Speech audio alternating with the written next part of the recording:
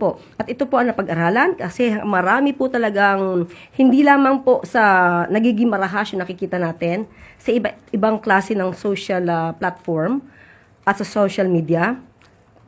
Kailangan din pong pag-aralan kung ito ba'y nakakabuti sa paglaganap ng mga fake news sa ating bansa. Kung hindi magkakaroon ng accountability ang anumang social media platform, at para nababaliwala ang ating mga hiling para maproteksyonan ang ating mga kababayan laban sa karahasan, laban sa fake news.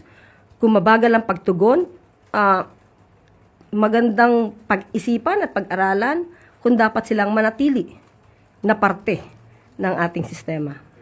Follow-up lang po. So, open po ang Palace on this proposal. Pero paano naman po yung magsasabi na this could curtail free speech or freedom of expression? Iba naman po kasi yung fake news. Iba naman po kasi yung ikaw ay naglalahad lamang ng iyong opinion, kritiko ka, hindi po yan pinagbabawalan. Wala pong pinagbabawalang kritiko. Lalong-lalo na sa panahon ngayon ni Pangulong Marcos Jr.